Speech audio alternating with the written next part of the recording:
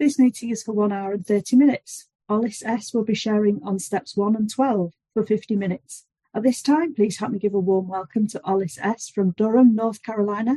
Her home group is the Bronx Big Book Study. Welcome, Olis. The floor's all yours. Hi, family. My name is Olis, and I'm a grateful member of Alcoholics Anonymous. I want to start, if you would indulge me, just for a moment with a prayer to center myself.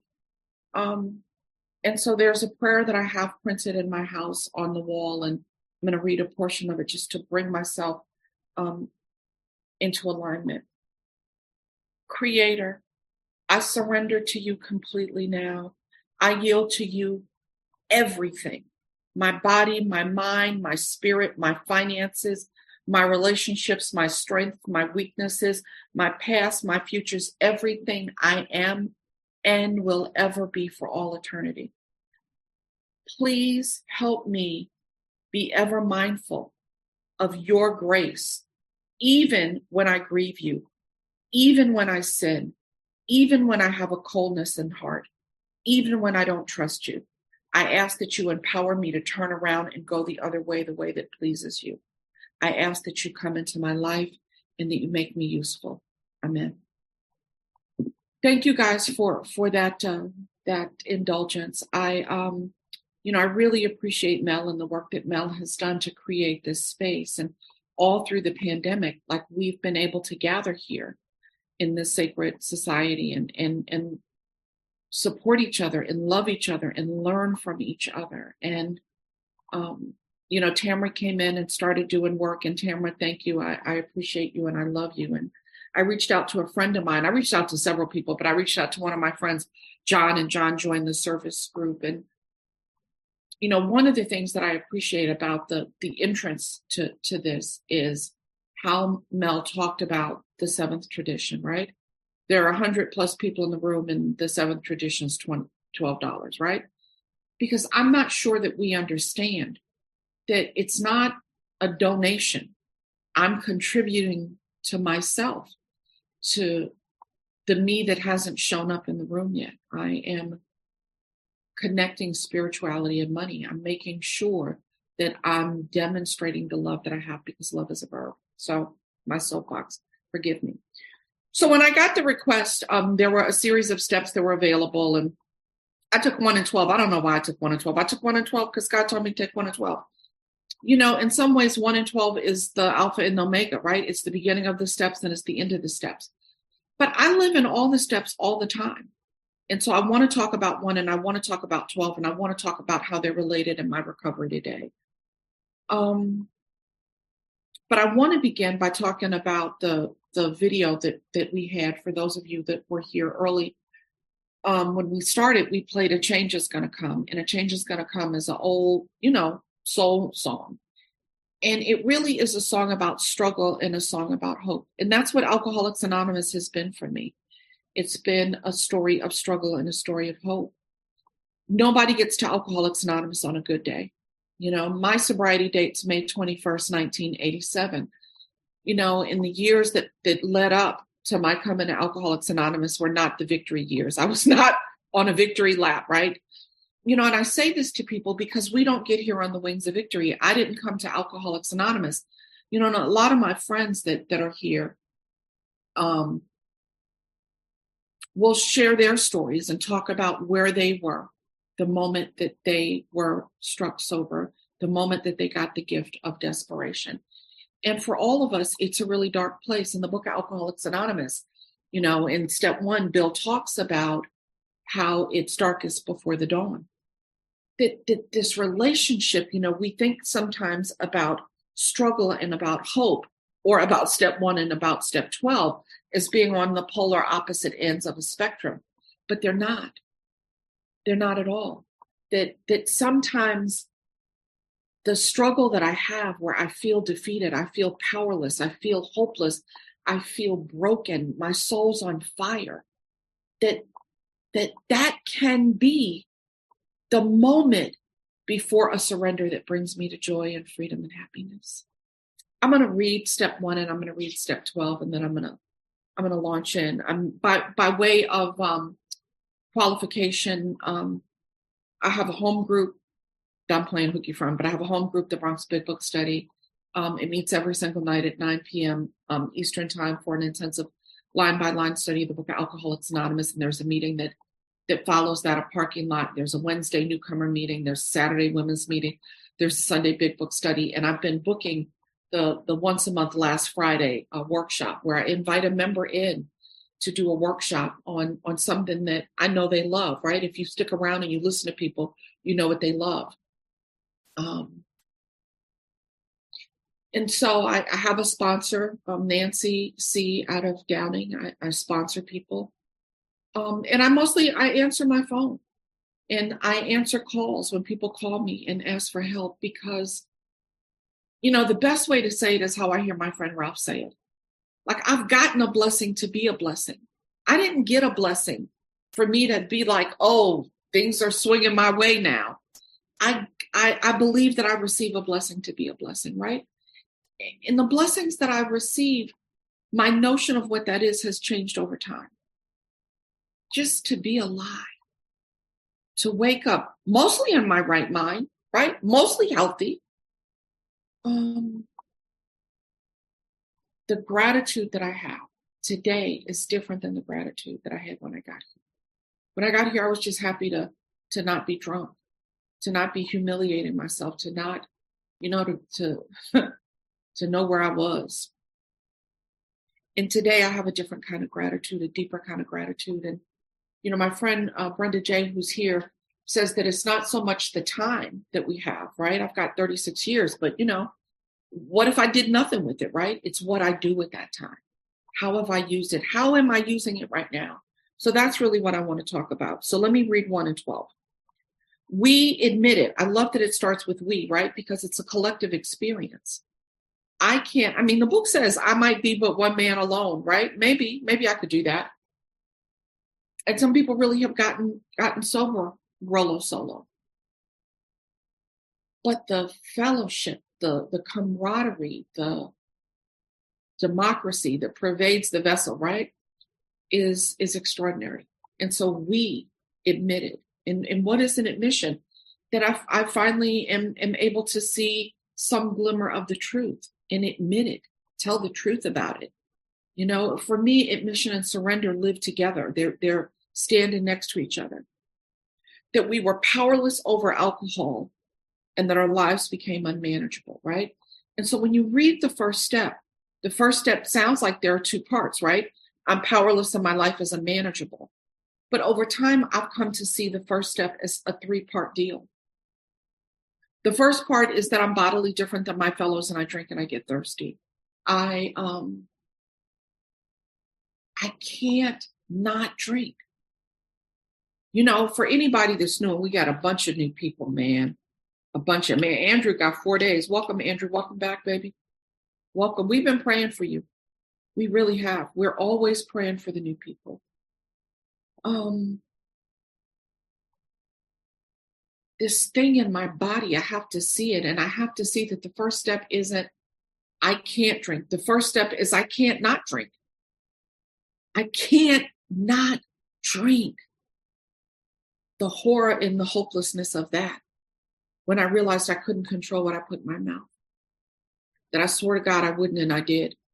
That I prayed to the porcelain God in the bathroom. Even a public bathroom. And I was like, God, if you I swear to God, I'm never gonna do it again. And then, all lit up. And I thought that I was just a bad person, right? Because I didn't understand the first part of my first step problem, which is I'm bodily different than my fellows. I think all of us have friends that go to a party and get a drink and they lose their drink. Do you know these people? Like, I never had anything in a glass long enough to lose the drink. Right? But we've got these people. I'm 62 now. I've been here a long time. I got here at 26. I was too young and I was too skinny. I've been here a long time. I'm too old. I'm too fat to stick around. But I used to, I come from an era where you'd go out and people were giving these parties and they wouldn't have a liquor license. And so they couldn't sell you liquor, but they could sell you drink tickets. And then, sometimes you get drink tickets like to get into the party. And I've had the experience of getting home and my friend still has drink tickets. oh my God, how mad I am. How could you leave liquor? How could you leave drinks, right? Because I'm bodily different than my fellows. And all of us have a different journey. Here's my journey. I took my first drink at 4 years old. It was a can of Schaefer beer. It seemed like a good idea. I'm alone with my mom, and she's just come to get me to live with her, and I want to be loved. I want to be accepted. I want to feel safe. And she's drinking beer, and I ask if I can have some. I'm 4. I don't know that I'm not supposed to be drinking beer. And she says, yeah, she thinks it's cute. And I think I've hit the jackpot, right? Acceptance. And the doorbell rings. She leaves me alone with a can of beer, and I finish it, right? I'm 4. I don't know that you don't drink beer in the morning. I don't know Schaefer's cheap beer, right?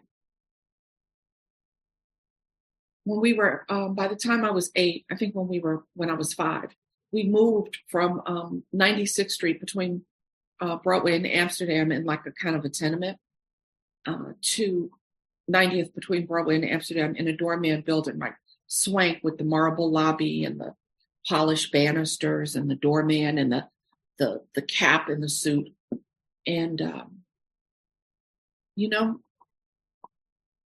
nothing changed on the inside. Stuff changed on the outside, but nothing changed on the inside.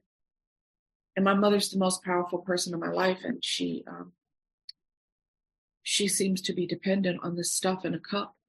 When she runs out, I go upstairs to fill the cup up, and it was Dewar's White Label or J&B. And I decided at about 8, like I needed some power too. I needed some magic too. And so I start sipping on the scotch at 8. I mean, by 12, I'm drinking on the regular. By 13, I'm in the bars. People from New York know bars close at 4, which means that, the strategy we had, you can go to sleep at, whatever time kids are supposed to go to sleep, right? Because at 13, I'm in the 8th grade. I don't know what the other 8th graders were doing.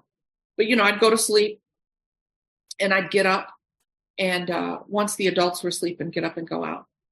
Get to the bar at 11 or 12. And you can really get it in by 4 o'clock in the morning. And I did. I was a bar closer.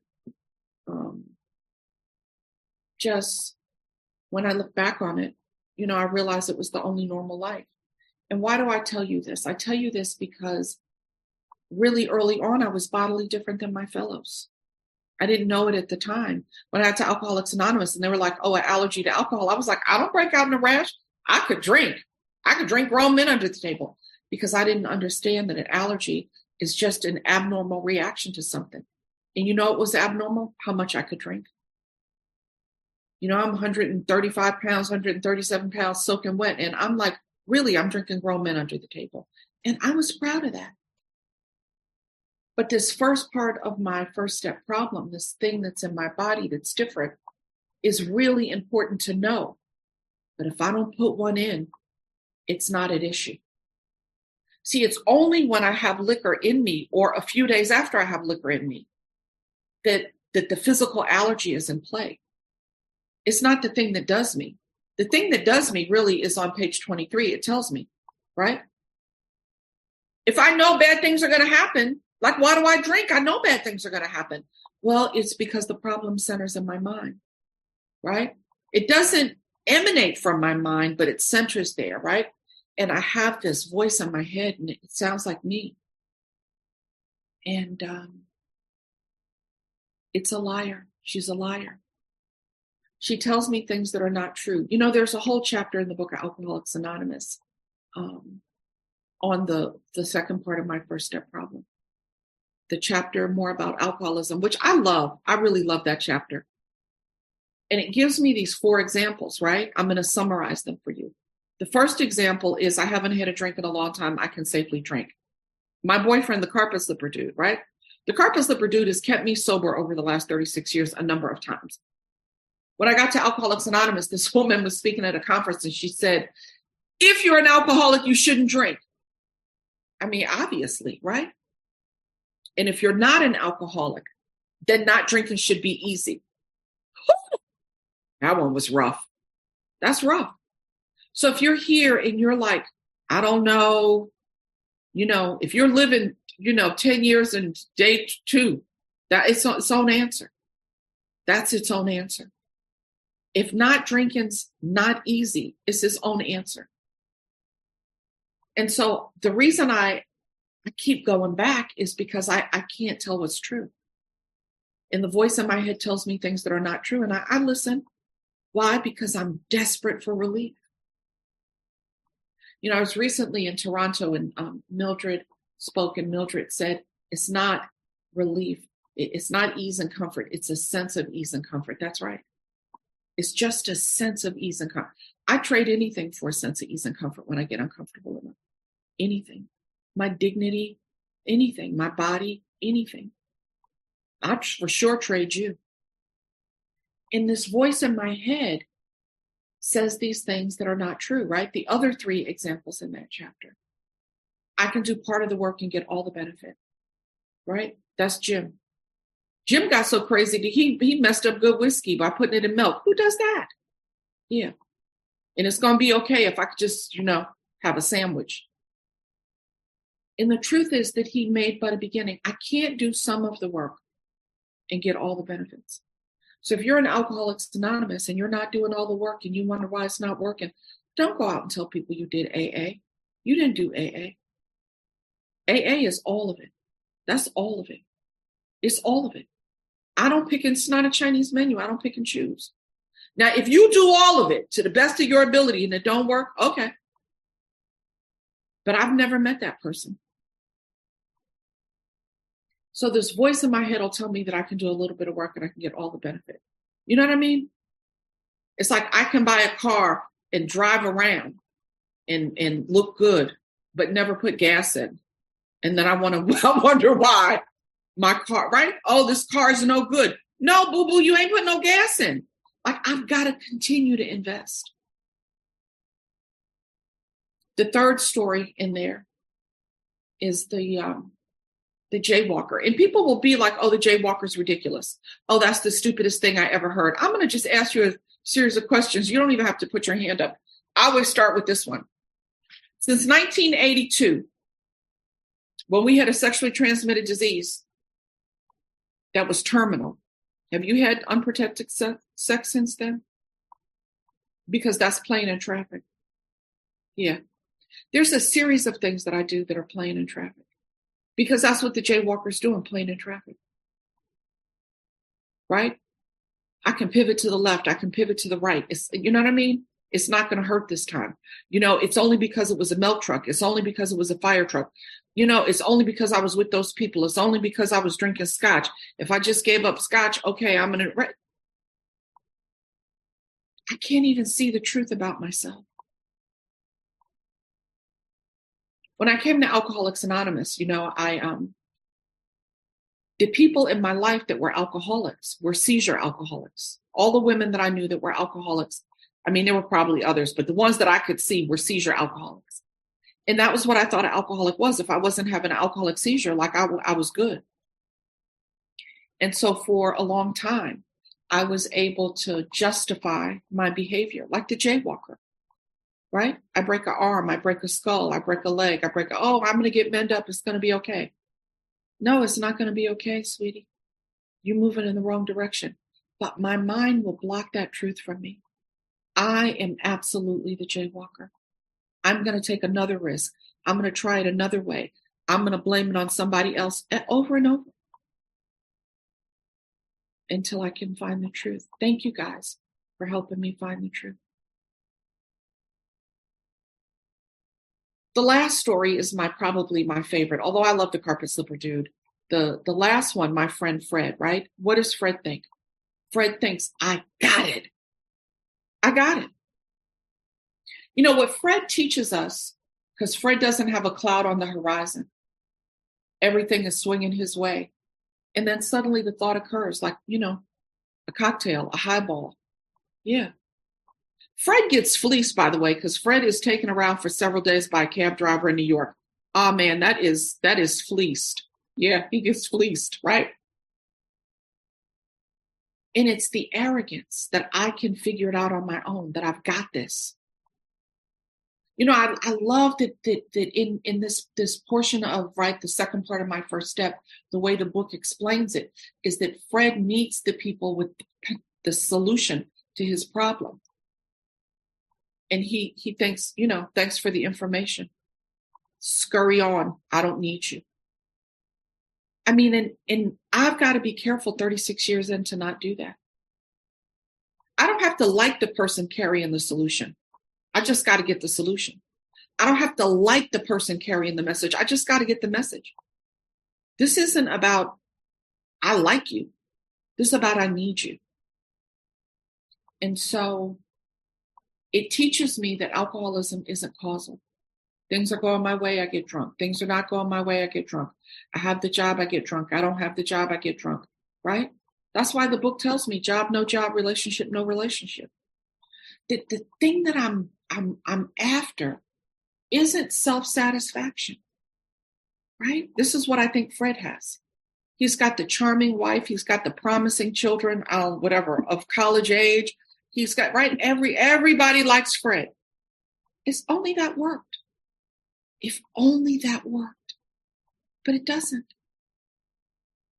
And so those examples of the second part of my first step, the way that my desire, my desperate need for a sense of ease and comfort can skew what I believe, can skew my thinking.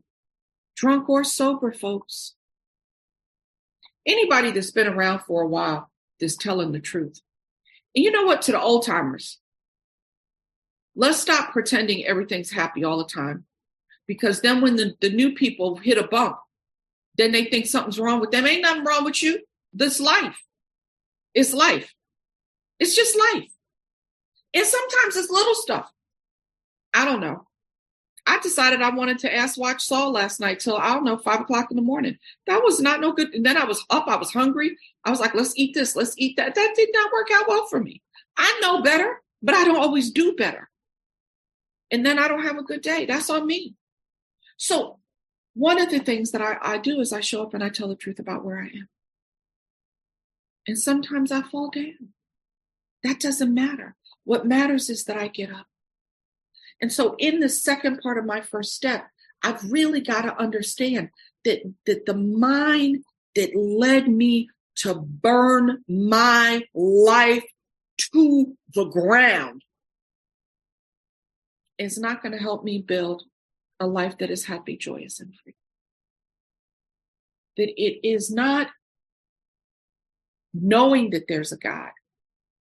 It's having a relationship that is functional and practical. It's moving from self-reliance to God-reliance.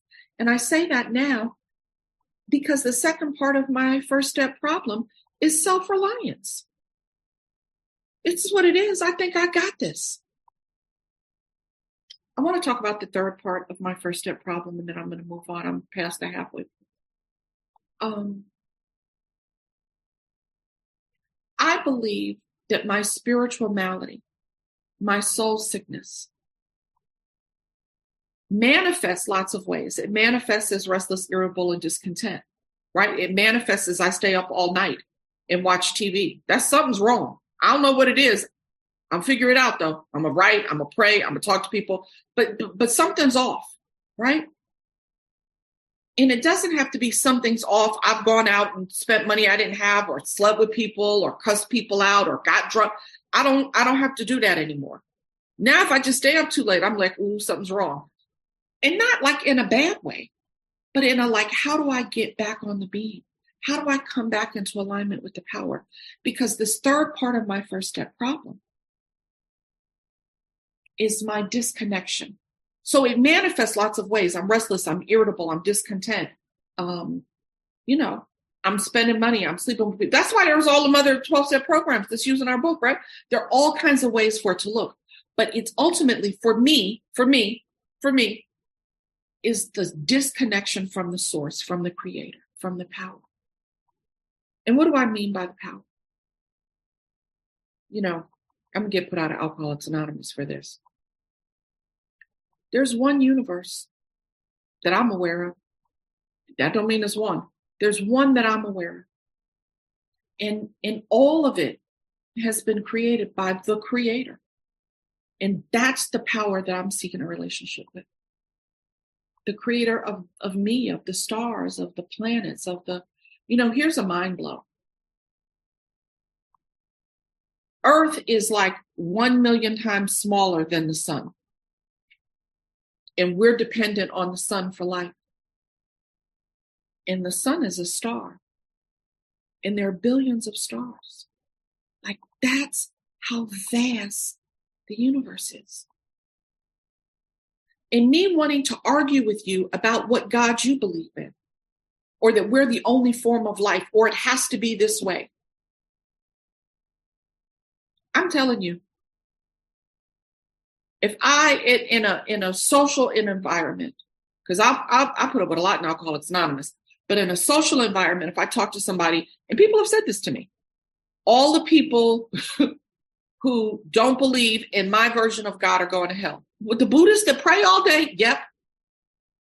The Muslims that pray 5 times a day, yep. The what? Yep. You can't. No, I don't even want to be in your energy, because this thing that I'm seeking, this connection to the power, is available, I believe, to all of us. To all of us. And I believe that all of the 11 steps that follow the first step are designed to get me into a relationship with that power. See, the irony of the whole deal for me is that I'm the one that's blocking me from the power. With what? My limited thinking. My thinking that I know. My judgment of myself and others. My filling a God-sized hole with little puny human-sized things. I want to tell you now, if matching shoes and pocketbooks took you to God, I would be on the throne right next to the Lord. I would be definitely at his feet touching the robe. Yeah, that's the truth. It's not like I tried, Kendra, tell him, Kendra. Yeah, it's ridiculous. But nothing material works. And the steps are designed to remove the things that block me. And I'm not going to go through them because I picked 1 and 12. So I'm going to loop to 12. Now, I'll say this. When I got to Alcoholics Anonymous, the steps were linear. When I got to Alcoholics Anonymous, and there were people that were still here, and they'd been here a long time, 5 years, 8 years, 10 years. I was like, are you on the short bus? Like, what is wrong with you? It's only 12 steps. Why are you still here? Little delayed, are you? Right? Because I didn't understand what this was. I really didn't. I thought this was a stop drinking program. For all the new people, let me just tell you, my understanding, current practice, is that this is not a stop drinking program. Because I stopped drinking 36 years ago. I'm not still working on that. I'm not still working on that. I'm working on having this unblocked relationship with the power so that the power can use me. So the power can use me so I can be useful. Now, this is the thing I need you to know. I don't want to be used. I mean, y'all can hit me in the chat. You can put me in column 1. There's some people who I love and respect, and they're like, I don't have to. I get to. Yeah, but I don't want to. I don't. I want to not watch Netflix. I want to eat bonbons. I want to eat chocolate. I do. I really do. I do. I don't want to be bothered. Okay, y'all. My favorite number of sponsees is what? 0. Everybody knows it. But here's what I've learned on this journey. This isn't about what I want. See, that's the thing. This is not about what I want. This is about what I'm willing to do to stand in the sunlight of the Spirit. And I get to step 12, and step 12 gives me this information about what that means.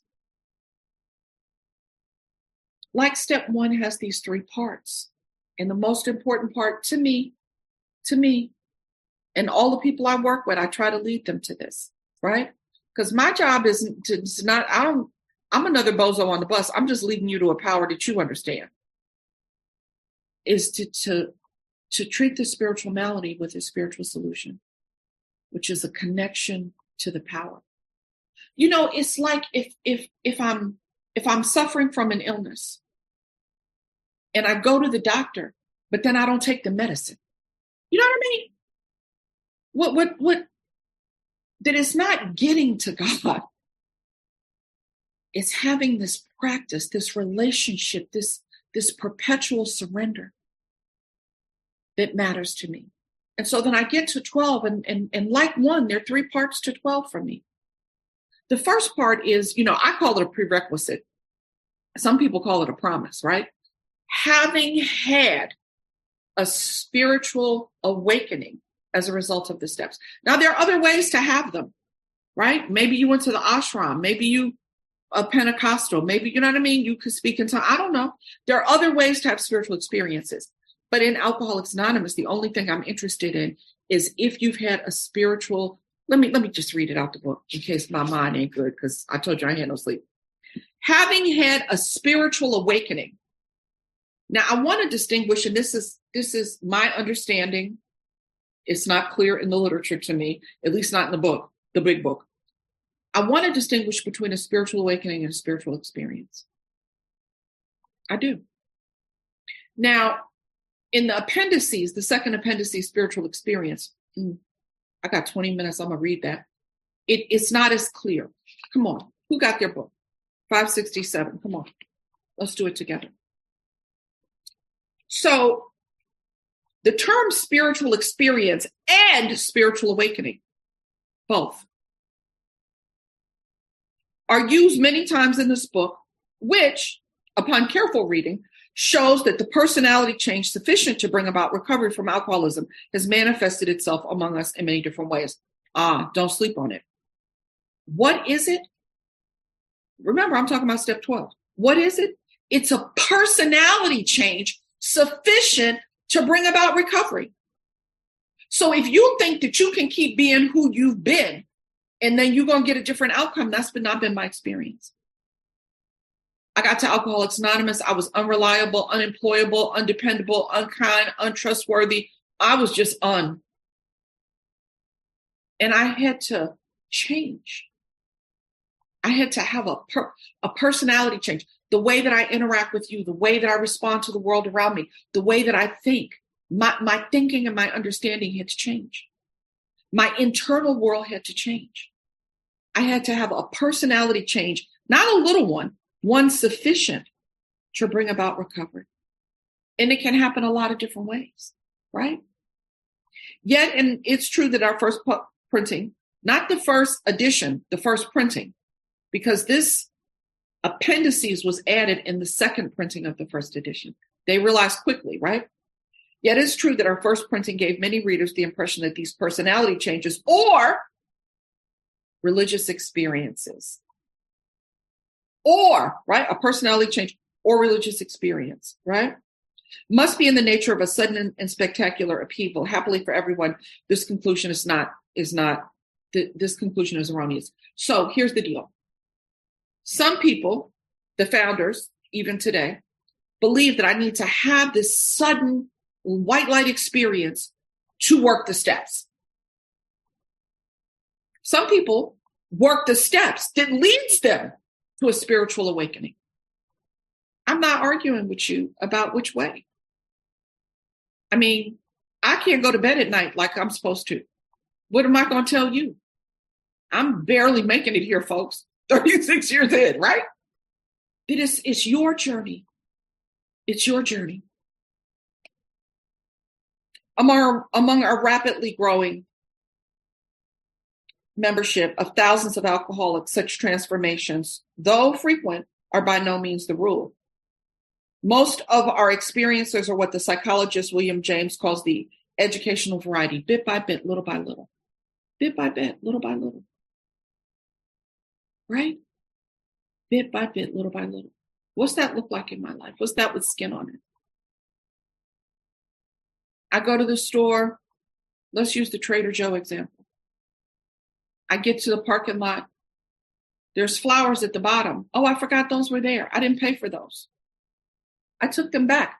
Do you know what kind of personality change that is for me? I grew up with, my mother ran a house of ill repute. Everybody I knew was get people before they get you. Get people before they get you. Get them. Get them. That was how I grew up. And you know what? It's a dog eat dog world out there. And you can live like that. Didn't work for me though. Right? One of the many paradoxes in Alcoholics Anonymous.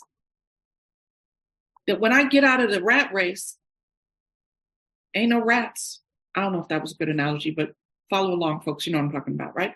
Like what I have to do is change the way I'm interacting with the world if I want the world to change the way it interacts with me.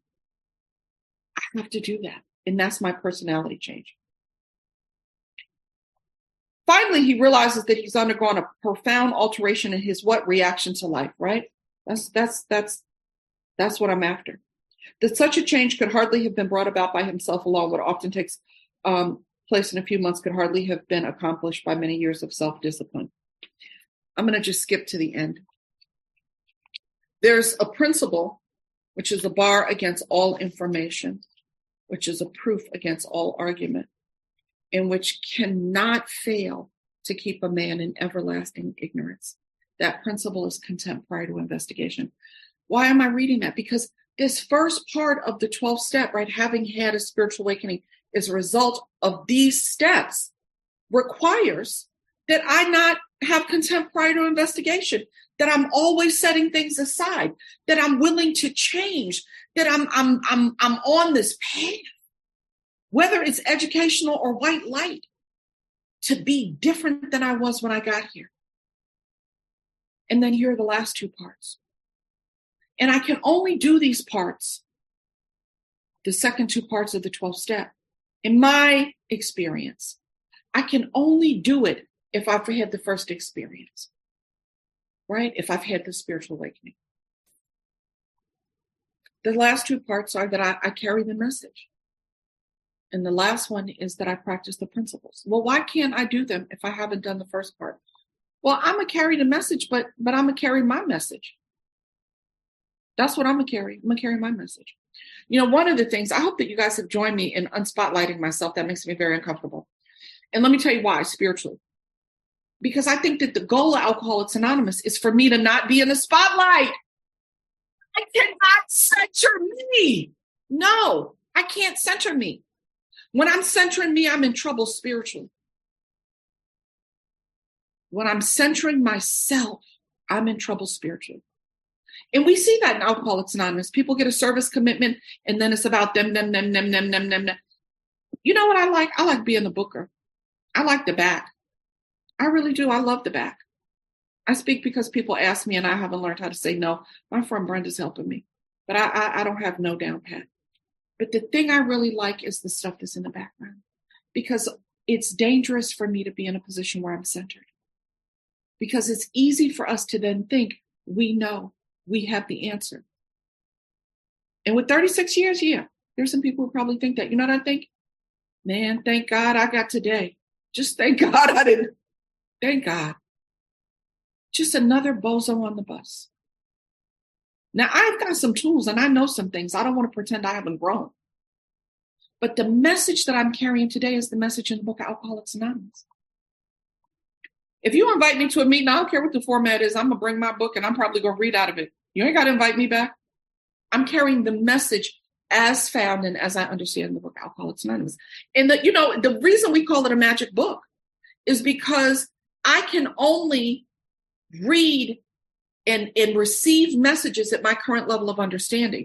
That when I develop, when I evolve, when I mature, when I elevate, when I transform, when I transcend, when I connect to the power, more information in the book is available to me. I have a different point of view, a different perspective. So I can never outgrow it. Sylvia K., page 275, I love that paragraph. AA is not a program of recovery that can be finished and done with. It's a way of life. The principles contained is enough to keep any human being striving. We can't outgrow this. But then we got to toe the line. And then I become grateful for the necessity, man. See, in this carrying of the message, I'm not carrying it for you. I'm carrying it for me. Anybody that's been around for a while is sponsoring people or speaking. Just open your mouth and let God flow through. And you must say some stuff that you didn't know you knew that. I didn't even know some. Sometimes people tell me what I said, and I'm like, really? I didn't even know I knew that. What I'm doing is I'm trying to be a channel for the messages in the book to come through me. The old, ancient, timeless spiritual principles that are contained in the book. What is the last part? The last part is this: practice the principles in all of my affairs. Oh my God. Until recently, I thought that meant be nice to everybody. I thought, well, if I could just go everywhere and be nice. But here's the problem with not having had the spiritual awakening and then trying to carry the message and trying to practice the principles. I'm white knuckling it. I'm self-willing it. I'm pretending I'm being kind. I'm pretending I'm listening. I'm pretending I like you. I'm pretending I care. I'm pretending. I'm just waiting for you to shut up so I could talk. Right? But when I have a spiritual awakening, when I'm connected as best I can be to the power, and when I understand that I've been saved in order for me to shine the light about where freedom is, I'm going to go back to the change is going to come, the song we opened. You know, the song tells the story about people don't want me around. I go to my brother and then I think they're going to help me and they knock me down. And, you know, and I think the story is talking about how no one else can save me. And this is a tricky thing in Alcoholics Anonymous. No one can save me. I have to save myself. And I save myself paradoxically by surrendering to the power. And then I shine a light. I'm not saving you when I shine the light, when I'm sponsoring you, when I'm reading with you, when I'm not saving you, because I can't save anybody. Remember, I couldn't save me. That simply what I'm doing is shining the light to the path to where freedom lies. In the paradox of it, that how do I get victory out of surrender? How do I give up the fight to win? I think I'm going to end on this. Step one, I admitted that I was powerless over alcohol and my life was unmanageable, drunk or sober. You don't believe me? The 3 pertinent ideas: our description of the alcoholic, the chapters of the agnostic, and our personal adventures before and after make clear 3 pertinent ideas. Before and after what? Before and after I got sober. And then what are the 3 pertinent ideas? Well, I'm an alcoholic, right? And I can't manage my own life. I thought that there was a point at which I was going to be able to manage my own life. No, God still manages my life. What I have is I have a God consciousness. I have a intuition. I have a sixth sense. I have a way of being in alignment. Right? And when I don't know, even when I think I know, I should call and check with people who I trust spiritually. But I'm not managing this. I'm not in the outcome business. And I can't tide or mass or meditate. I can't my way into it. That for me, that it's this internal admission of the fact that of myself, I'm nothing. And that makes space for the power to come and move through. So in one, I'm admitting that I'm powerless, that my life is unmanageable, drunk or sober. That I understand these 3 parts, that I'm bodily different than my fellows, that I sure can't trust my own thinking most of the time. I better check that. And then I'm spiritually sick, and the only answer for that is a connection to the power, which I have to consistently make an effort to have. I don't get it and keep it. I got to consistently make it, and that might sound crazy, but anybody in here, I'm not in this group, anybody in here that's in a long-term relationship, you cannot want the person that you're with today to be happy based on what you did when you met them a long time ago. No. This is a constant effort. I mean, that's what it looked like when I'm looking at y'all. I can't get a date, so I don't know, but a constant effort, right? And so this constant effort to be connected to the power. And what does that allow me to do? It allows me to have this spiritual awakening. And when I have this spiritual awakening, I don't get the blessing of an awakening to be awake. I get the blessing of a spiritual awakening to be a blessing to other people. And how do I do that? I carry the message. There's a way up and there's a way.